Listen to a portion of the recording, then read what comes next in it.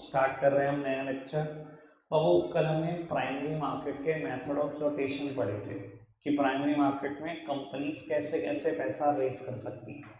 बाबू मैंने तो आपको वो बताने की कोशिश करी जो किताबों में लिखा ही नहीं होता कि इसका इशू करने का कारण क्या रहता है, मैंने तो वो तक बता दिया आपको, ठीक है ना। और अगर वो कारण दिमाग में रखोगे ना, मुझे नहीं लगता किसी की भी एक्सप्लेनेशन लिखने में आपको दिक्कत आएगी। सर ऑफर थ्रू प्रोस्पेक्टस से पैसे लेने के लिए बहुत लंबा इंतजार है। कई बार सिचुएशन ऐसी होती है मिनिमम सब्सक्रिप्शन रिसीव नहीं हुआ तो 120 दिन भी इंतजार करोगे, पर ऑफर फॉर सेल 1 मिनट में पैसा दे सकता है आपको, पर बेटा वहाँ पर डिस्काउंटिंग चार्जेस और अंडरराइटर की कमीशन ठीक ठाक बैठ जाती है।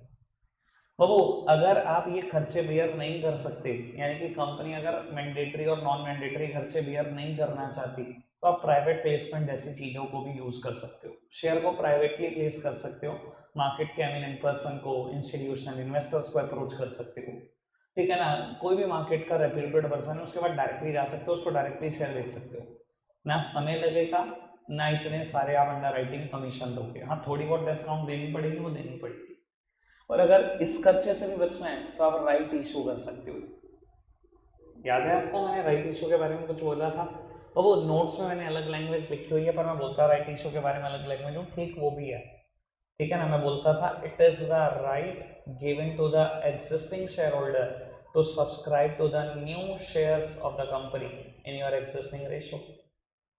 फिर बेटा लास्ट में मैंने EIPO के बारे में बताया जो आज की तारीख में चलता है, ठीक है जी। इलेक्ट्रॉनिक IPO, कैसे बिकते हैं IPO, ठीक है। कोई दिक्कत कोई परेशानी, बढ़ाएं बात को आगे, पक्का। चलो मैं एक क्वेश्चन पूछता हूँ आपसे, आंसर करना, सोच समझ के करना, take your time, case study के लिए इंपॉर्टेंट है। एक कंपनी है इन द ईयर 2017 में बनी, कंपनी का नाम है XYZ लिमिटेड, ठीक है। तो वो इसको पैसे की जरूरत है, आज कंपनी आज ही बनी है, ये शेयर इशू कर रही है फॉर द फर्स्ट टाइम, ठीक है। इसने बेटा आज शेयर इशू करा 1 सितंबर 2017 है, 15 करोड़ रुपए के शेयर इशू कर दिए इसने, 1.5 करोड़ शेयर 10 रुपए वाले मार्केट में इशू कर दिए। बाबू ये कौन से मार्केट में इशू हुए होंगे, प्राइमरी मार्केट और secondary market, obviously primary market, ठीक है ना जी। बाबू 7 साल का समय जा चुका है, 2024 आ चुका है, आज कंपनी फिर 17 मई को 2024 को शेयर इशू कर रही है। आज कंपनी को चाहिए 20 करोड़, 2 करोड़ शेयर 10 रुपए वाले, ये कहां पर इशू होंगे, कहां इशू होंगे,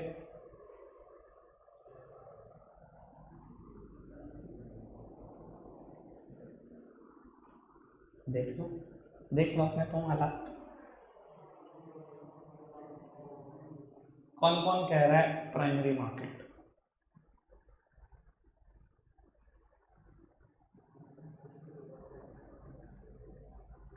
कौन कौन कह रहा है सेकेंडरी मार्केट, कह रहा क्वेश्चन बता दो। कोई नहीं कल तक बता देंगे बाबू, पता नहीं कहाँ रहता है, तो पूरी पूरी राम कहानी बता दी, बोर्ड पे लिख के बता दी, और क्या बताऊं। 2024 में कंपनी दोबारा शेयर इशू कर रही है, 2 करोड़ शेयर 10 रुपए वाले, कहाँ इशू करेगी, ऑब्वियसली प्राइमरी मार्केट। मतलब मैंने कंफ्यूज करा, तुम कंफ्यूज हो गए। भाई मैंने कभी ये कहा है कि कंपनी जिंदगी में पहली बार जब शेयर बेचती है वो प्राइमरी मार्केट में बिकते हैं, मैंने कभी ये कहा है, मैंने क्या बोला, न्यू इशू मार्केट इसका नाम है। हर वो शेयर जो पहली और पहली बार बिकेगा वो कहाँ बिकेगा, प्राइमरी मार्केट। ये वाला शेयर पहली बार नहीं बिक रहा, कहाँ बिकेगा। कभी मेरे वर्ड सुनने की जरूरत समझी तुमने, मेरे वर्ड सुन लोगे ना, केस स्टडी में दिक्कत नहीं आएगी आपको। प्रिंसिपल ऑफ मैनेजमेंट में भी मैंने ये कहा था, जिसने बैच मेरे पास आके अटेंड किया ना, कुछ ना बढ़े वो नोट्स, कुछ ना बढ़े NCERT भूल जाओ, बता देना मुझसे, अगर कोई केस स्टडी ना हुई आपसे तो मैं भी मान जाऊंगा। वर्ड की अहमियत है, नोट्स की अहमियत होती तो बेटा फिर बात ही क्या होती, फिर तो सारी दुनिया को दे रखे मैंने, ठीक है जी। पढ़ाई मत को आगे, पक्की बात। चलो जी बाबू, अब मैं एक डायग्राम बनाने जा रहा हूँ और आपको दिखाने जा रहा हूँ कैसे प्राइमरी मार्केट में किसी को शेयर मिलते हैं, ठीक है। उससे पहले मैं एक बात करना चाहता हूँ, आप सब सामने देखेंगे बेटा, D डीमटेरियलाइजेशन अकाउंट की। बाबू एक टर्म है, सामने देखो सब, डीमटेरियलाइजेशन अकाउंट। ये क्या चीज है बेटा? बाबू प्यार से हम बोलते हैं डीमैट अकाउंट। शायद जो लोग शेयर मार्केट के बारे में थोड़ा बहुत इंटरेस्ट रखते हैं उन्होंने ये टर्म सुनी हो। बाबू सुनिए किसी ने डीमैट अकाउंट? चलो मैं बताता हूँ। बाबू पुराने जमाने में ना शेयर सर्टिफिकेट आते थे। आप किसी कंपनी के शेयर खरीदते थे तो आपके घर शेयर सर्टिफिकेट आते थे, जो कि इन फिजिकल फॉर्म आते थे। फिजिकल फॉर्म मतलब कागज का टुकड़ा होता था। पुराने जमाने में हम बैंक में एफडी करा के आते थे, कागज ही तो मिलता था। सबने एफडी देखी हुई है पुराने जमाने की? बैंक का मैनेजर अपनी स्टैंप और साइन लगा के देता था बेटा, और पीछे एक बैंक का स्पेसिफाइड फॉर्मेट होता था कि आपने इतने रुपए जमा कराए, इस डेट को जमा कराए, इतने पैसे मिलेंगे अपॉन मैच्योरिटी इतने साल बाद, सब कुछ लिखा होता था। कितनी ब्याज मिल रही है सब कुछ लिखा होता था, और ब्रांच मैनेजर की स्टैंप लगी होती थी और साइन होते थे। सर एफडी भी तो कागज का टुकड़ा थी। पुराने जमाने में शेयर भी कागज के टुकड़े थे। आपके घर शेयर सर्टिफिकेट आता था जब आप किसी कंपनी के शेयर खरीदते थे, कागज पे लिखा हुआ आपने इस कंपनी के इतने शेयर खरीदे, इतने रुपए के हिसाब से खरीदे। पर बाबू इस कागज के टुकड़े के साथ में दिक्कतें बहुत थी। सब कट जाए, फट जाए, जल जाए, क्या करूं मैं? आप समझ सकते हो, दिक्कतें तो थी। बाबू अगर खो गया तो भैया कंपनी में रिक्वेस्ट डालो। कंपनी कहते थे पहले एफआईआर की कॉपी लगाओ, एफआईआर करानी, वहां से एफआईआर लेनी, कंपनी को एफआईआर की कॉपी भेजनी, कंपनी ने महीनों का समय लेना, फिर जाके कहीं शेयर इशू करना। बहुत समस्याएं थी। और खुद सोचो, मान लो मैंने कंपनी के 3000 शेयर खरीदे और 10 रुपए वाले, मेरे घर पे शेयर सर्टिफिकेट पड़ा 30,000 रुपए का, 3000 शेयर 10 रुपए वाले, मैंने 1500 शेयर बेचने उसमें, अब क्या करूं? बिल्कुल बीच में से फाड़ दो शेयर सर्टिफिकेट को, आधा आधा। फिर क्या करूं? मैं शेयर सर्टिफिकेट कंपनी बेचता था कि कंपनी 1500 का सर्टिफिकेट मेरे नाम पर बना दो, 1500 शेयर मैं दिव्येश को बेचे हैं, दिव्येश के नाम पे 1500 का शेयर सर्टिफिकेट बना दो। दो बन के आने में भैया कंपनी ले रही है महीनों, आए एक मेरे घर आ गया, एक दिव्येश को मैंने पास ऑन कर दिया। अब 1500 में से मेरा मूड हो गया फिर 1000 बेचने का, फिर चल दो कंपनी। तो यानी कि अगर पार्ट शेयर बेचने हो तो उसमें तो भाई मुसीबतें, महीनों की मुसीबतें थी, महीनों की।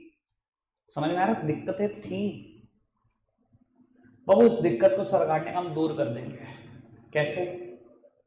जैसे बेटा आप सब बैंक अकाउंट रखते हैं for holding and transferring currency, money को होल्ड करने के लिए, मनी को ट्रांसफर करने के लिए आप सब क्या रखते हैं? बैंक अकाउंट रखते हैं। सेम वे सरकार ने प्रोविजन लाया डीमैट अकाउंट का। सब देखो नाम इतना बड़ा है, शॉर्टकट में बोलते हैं, क्या ये लिखना गलत होगा? नहीं बेटा, ये शॉर्टकट अलाउड है एज पर लॉ।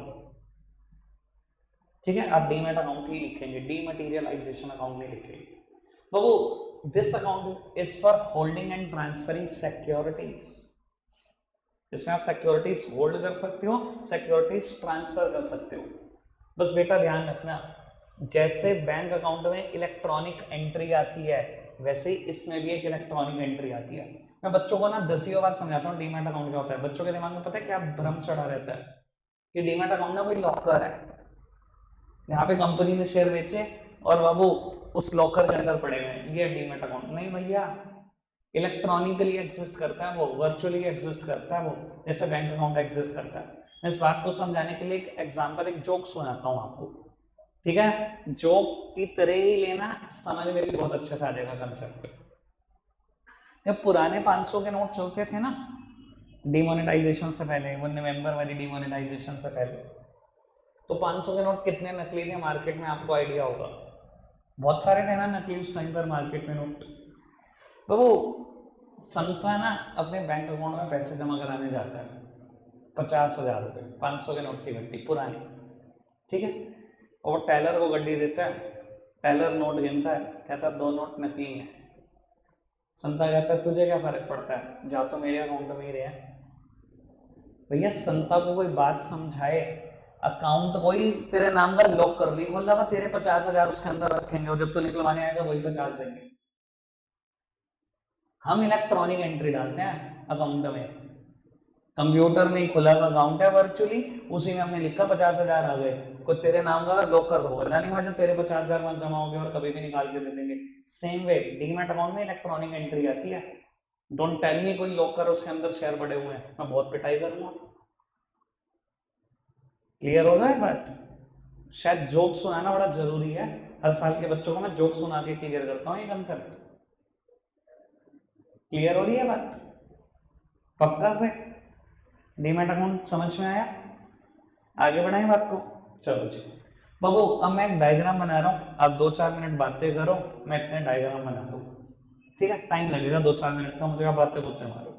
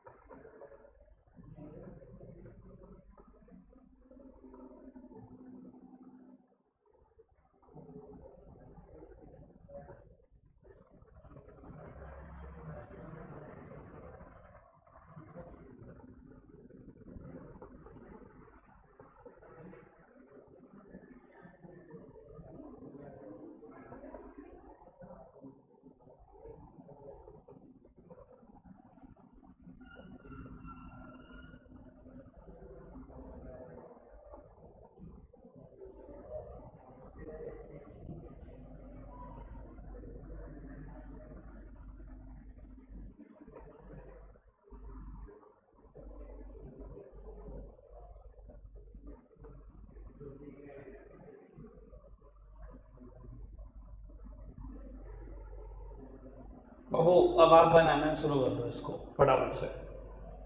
हाँ जी, एक पेज ढूंढ लो साफ सुथरा सा, जो आपने 15-20 पेज बाद में लगवाए होंगे ब्लैंक, उसमें बनाना शुरू कर दो।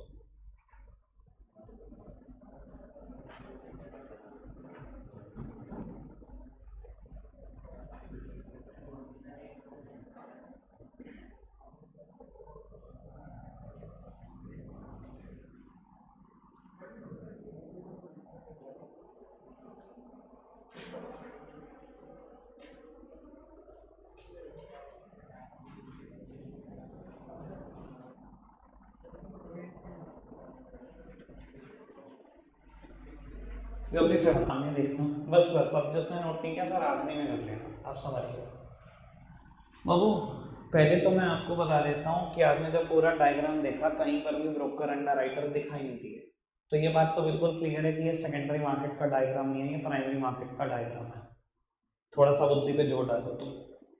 ठीक है जी बाबू, आप एक शेयर होल्डर हो, ठीक है, आपने बेटा न्यूज़पेपर देखा, ठीक है, या टीवी ऐड देखा, या बेटा आपने ऐप पर ऐड देखा कि एक कंपनी क्या कर रही है बेटा, शेयर ला रही है, आईपीओ ला रही है।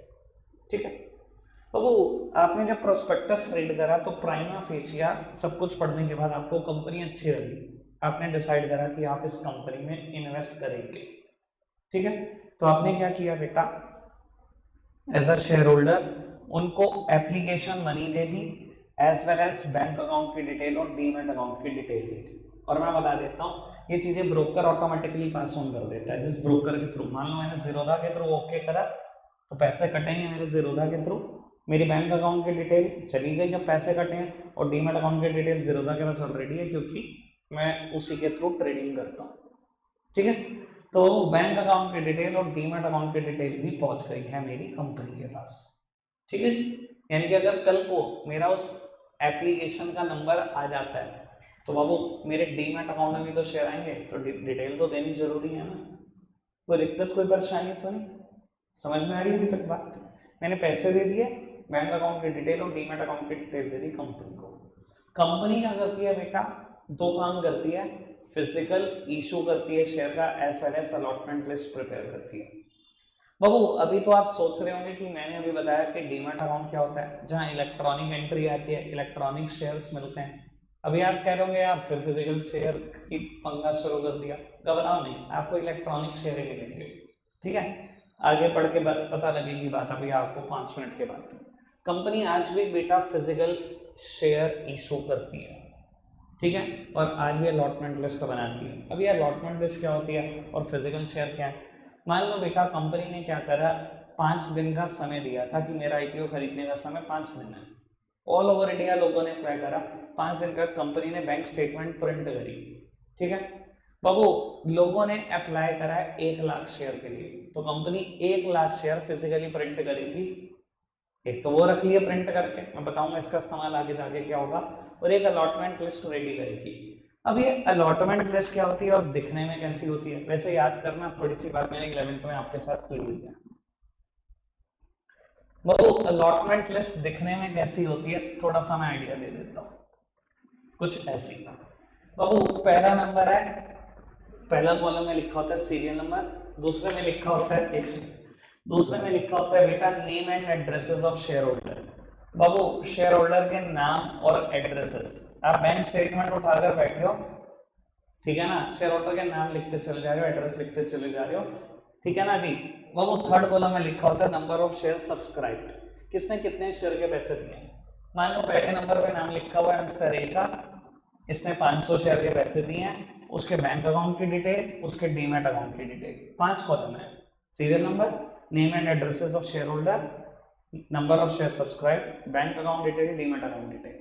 बाबू अगले नंबर पे बेटा बैंक स्टेटमेंट में नाम है मिस्टर बी का, 300 शेयर के पैसे दिए, bank account detail, demat account detail. बाबू अगले नंबर पे नाम है मिस्टर सी का, उसने 1000 शेयर के पैसे दिए, bank account detail, demat account detail. और ये पूरी लिस्ट बेटा मिलाकर 1 लाख शेयर की ही होगी जितनों के पैसे आए। 1 लाख शेयर के तो पैसे आए थे उस कंपनी के खाते में। पूरी अलॉटमेंट लिस्ट रेडी कर रखी है कंपनी ने, बनाइए अलॉटमेंट लिस्ट। आओ जी आगे बढ़ते हैं। बहू ये फिजिकल शेयर और ये बेटा अलॉटमेंट लिस्ट, ये दोनों चीजें इसने हैंड ओवर कर दी डिपॉजिटरी को। इंडिया में सिर्फ 2 ही डिपॉजिटरी काम करते हैं बेटा, one is NSDL and second one is CDSL। क्या होता है डिपॉजिटरी अभी पता लग जाएगा, क्या काम है ये भी पता लग जाएगा। बाबू NSDL की फुल फॉर्म है नेशनल, मीटर देखो बात भाई, national security depository limited. CDSL की फुल फॉर्म है सेंट्रल डिपॉजिटरी, सिक्योरिटी नहीं बोलना, बहुत लोग सिक्योरिटी बोलते हैं, services limited. National securities depository limited, central depository services limited. बेटा इंडिया का लार्जेस्ट डिपॉजिटरी है NSDL, first and the largest. CDSL ने सेकंड नंबर पे कमेंस किया अपने ऑपरेशन। बाबू ये दूसरा बड़ा डिपॉजिटरी, इंडिया में 2 ही हैं, सबसे बड़ा NSDL और फिर CDSL। बाबू क्या होता है डिपॉजिटरी का काम, बेटा आपने शायद पढ़ लिया होगा, keep the physical share into the safe custody and converted into the electronic share. Company ने इनको 1 लाख शेयर फिजिकली दिए, इन्हीं को अलॉटमेंट लिस्ट दी। अलॉटमेंट लिस्ट का क्या करेंगे वो मैं अगले स्टेप में बताता हूँ। इन्होंने क्या किया, फिजिकल शेयर तो रख दिया अपनी कस्टडी में, इसको कन्वर्ट करेंगे इलेक्ट्रॉनिक में। किसी भी डिपॉजिटरी का यही काम है। समझ में आ रही है बात, पक्की बात। मैं आपको ये बता देता हूँ, वो गवर्नमेंट इंश्योर करना चाहती है डबल चेक, गवर्नमेंट पावर नहीं देना चाहती एक बंदे को सारी। मैं एक आइडिया बताता हूँ आपको।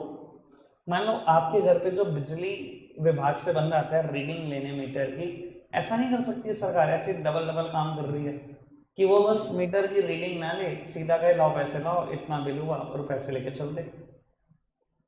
अगर ये होने लगा ना, सब पटा लेंगे रीडर को, 200 रुपये उसकी जेब में, लिख 200 रुपये कम, बस 400 रुपये कम। बताओ दुनिया में सब पटा लेंगे कि नहीं पटा लेंगे रीडर को, बिकेगा कि नहीं बिकेगा, बिक जाएगा, मानते हो। तो डबल चेक इंश्योर करती है ना गवर्नमेंट कि रीडिंग कोई और लेगा और बिल कोई और जमा करेगा। ऐसा ही करते हैं, यहाँ पे भी यही काम हो रहा है। ठीक है ना, जानबूझ के फिजिकल शेयर इशू कराए जा रहे हैं और बाद में उनको इलेक्ट्रॉनिक में कन्वर्ट कराया जा रहा है ताकि कोई भी गड़बड़ी कंपनी के एंगल से ना हो सके, directly company electronic share issue ना कर पाए, वरना पैसे कमाएंगे, ज्यादा शेयर हो जाएंगे इशू मार्केट में, या पैसे ज्यादा आएंगे कम ही हो जाएंगे, कुछ ना कुछ गड़बड़ी कंपनियां कर लेंगी, तो वो मैनेज ना हो पाए, इस वजह से बेटा एक अथॉरिटी को बीच में डाला गया। और आप समझ लो बेटा ये गवर्नमेंट के बराबर है। मैं आपको एनएसडीएल की इंपॉर्टेंस इस बात से बता सकता हूँ कि इंडिया में जो पैन कार्ड इशू होता है वो एनएसडीएल करता है। सर देश की इतनी बड़ी आईडी इशू करने वाली अथॉरिटी है एनएसडीएल, गवर्नमेंट ही तो होगी। बताओ भैया मेरे को, आधार कार्ड इशू करने वाली अथॉरिटी है उडाई, UIDAI। सर आपको क्या लगता है वो गवर्नमेंट के बराबर नहीं है जिसने आधार कार्ड इशू किया? ऐसे कोई भी आईडी इशू कर सकता है क्या? तो आप समझ सकते हो एनएसडीएल की इंपॉर्टेंस। किसी टाइम पर मेरे पास पैन कार्ड की एजेंसी रही है, मैं सारे पैसे पैन कार्ड के जितने भी बनाता था, मैं पैन कार्ड सब सारे पैन कार्ड के फॉर्म भेजता था एनएसडीएल में और सारे पैसे भेजता था, जितने भी इकट्ठे करता था। तो मुझे बहुत अच्छे से आइडिया एनएसडीएल कौन है, आपको नहीं होगा। मेरे पास एजेंसी रही है किसी टाइम पर पैन कार्ड की, बिल्कुल शुरू में मैं सीए बना था, तो मैंने 1 साल एजेंसी चलाई है। हाँ जी सर, कोई दिक्कत कोई परेशानी तो नहीं? क्लियर है बात? आगे बढ़ाएं बात को बेटा। अब फिजिकल शेयर तो इसने रख दी है, इलेक्ट्रॉनिक शेयर में कन्वर्ट कराएगा इसको। बेटा एनएसडीएल क्या करता है बेटा, ये जो शेयर्स, ये जो अलॉटमेंट लिस्ट आई थी ना कंपनी से, 2 चीजें आई थी ना, एक फिजिकल शेयर है, एक अलॉटमेंट लिस्ट। फिजिकल शेयर तो अपने पास रख दी, इलेक्ट्रॉनिक में कन्वर्ट कराएगा, अलॉटमेंट लिस्ट उठाकर दे दी अपने डीपी को। बाबू there is a difference between depository and depository participant, ना तो एक जैसे है ना कभी कोशिश करना है जैसा बोलने की। बाबू डीपी कौन होता है? One who opens and maintains demat account is known as DP. जो बेटा डीमैट अकाउंट ओपन करता है, जो डीमैट अकाउंट मेंटेन करता है, उसे डीपी बोलते हैं। बाबू कौन कौन ओपन करता है डीमैट अकाउंट? सर बहुत सारे नाम है, देखो एक्सिस बैंक भी डीमैट अकाउंट ओपन करता है, HDFC भी करता है, सारे प्राइवेट बैंक करते हैं, ICICI भी करता है, यस बैंक भी करता है। पर हाँ बड़े फेमस नाम बता देता हूँ जो आपने सुने, जीरोधा, मेरा अकाउंट है डीमैट अकाउंट जीरोधा के पास भी, अपस्टॉक्स के पास भी, ग्रो के पास भी, कोटक महिंद्रा के पास भी, एंजल वन, सबके नाम सुने होंगे आपने। ये डीमैट अकाउंट खोलते हैं। समझ में आ रही है बात? कोई दिक्कत कोई परेशानी तो नहीं अभी तक? बाबू अब कैसे कन्वर्ट कराया डिपॉजिटरी ने बेटा इलेक्ट्रॉनिक शेयर में, मुद्दा ये होता है। लो मैं आइडिया देता हूं बाबू, मैं ये सारा पोर्शन रब कर रहा हूं ताकि मैं आपको सारी बात समझा सकूं बड़े क्लियरली, मेरी तरफ देखते रहना। बाबू डिपॉजिटरी, एनएसडीएल या सीडीएसएल, इनका भी डीमैट अकाउंट किसी ना किसी डीपी पे जरूर रहेगा। बड़ी सीधी सी बात है, डीपी का काम है डीमैट अकाउंट ओपन करना और मेंटेन करना, चाहे आप खुद सरकार क्यों ना हो, किसी के पास तो रहेगा ही ना आपका अकाउंट। समझ में आ रही बात? चाहे आप गवर्नमेंट ऑफ इंडिया क्यों ना हो, अगर आपको बैंक अकाउंट खुलवाना जाना तो आरबीआई के पास ही पड़ेगा, या खुद खोल लोगे? जिसका काम है वही तो करेगा, जिसका काम उसी को साझे, ठीक है ना जी। अब बाबू डिपॉजिटरी का भी अकाउंट है किसी डीपी के पास, ठीक है। इसने बेटा डिपॉजिटरी ने इंस्ट्रक्शन दी उस डीपी को कि मेरे पास ना 1 लाख शेयर आ चुके हैं XYZ लिमिटेड के फिजिकल, आप एक इलेक्ट्रॉनिक एंट्री डाल दो मेरे अकाउंट में कि 1 लाख इलेक्ट्रॉनिक शेयर आ जाए। बाबू खुद गवर्नमेंट ऑफ इंडिया बोल रही है डीपी को आप एक इलेक्ट्रॉनिक एंट्री डालो, बाबू ये डिनाई नहीं कर सकता। इसने 1 मिनट लगाया, इलेक्ट्रॉनिक एंट्री डाल दी, इसके पास कितने शेयर आ गए इलेक्ट्रॉनिक फॉर्म में? 1 लाख। कोई दिक्कत तो नहीं? ये अलॉटमेंट लिस्ट जो यहां से चली थी यहां पहुंची, यहां से चली थी इसने यहां पहुंचा दी। अब डिपॉजिटरी ने डीपी को पता है क्या कहा, मैंने आपको अलॉटमेंट लिस्ट दी है 1 लाख शेयर की, मेरे इस डीमैट अकाउंट से शेयर माइनस करते चले जाओ, जिसका नाम लिखा है उसके डीमैट अकाउंट में प्लस करते चले जाओ। बाबू इस डीपी ने क्या करा, पहले नंबर पे नाम लिखा था मिस्टर ए का, 500 शेयर के पैसे दिए, यहां से 500 शेयर उड़ाए, यहाँ 500 शेयर प्लस। दूसरे नंबर पे नाम लिखा था बी का, 300 शेयर के पैसे, यहाँ से 300 उड़ाए, यहाँ प्लस। तीसरे नंबर पे नाम लिखा था सी का, 1000 शेयर, यहाँ से माइनस, 1000 प्लस। धीरे धीरे यहाँ से शेयर माइनस होते जाएंगे और यहाँ प्लस होते चले जाएंगे। और बाबू एक दिन आएगा, एक दिन क्या कुछ 1-1.5 घंटे के बाद ही बेटा डिपॉजिटरी का खुद का अकाउंट जीरो का 1 लाख शेयर ही तो क्रेडिट करा है कि इसने, 1 लाख के 1 लाख बटोगे, यानी कि दिखाई दे रहा है डिपॉजिटरी कैसे इलेक्ट्रॉनिक शेयर में कन्वर्ट कराता है with the help of DP. और मैं आपको बताऊं एक लेमैन क्या जानता है, अगर कल को आप जाके आईपीओ अप्लाई करोगे किसी कंपनी का ऑनलाइन, आपको पता है क्या लगेगा, मैंने आईपीओ अप्लाई किया था 7-8 दिन के बाद मेरे डीमैट अकाउंट में शेयर आ गए। आपको ये दिखाई नहीं देगा कि 7-8 दिन तक ये प्रोसेस चलता है। अब लेमैन नहीं हूं मैं, आपको एक्सपर्ट बनाने की तरफ लेके जा रहा हूँ शेयर मार्केट का।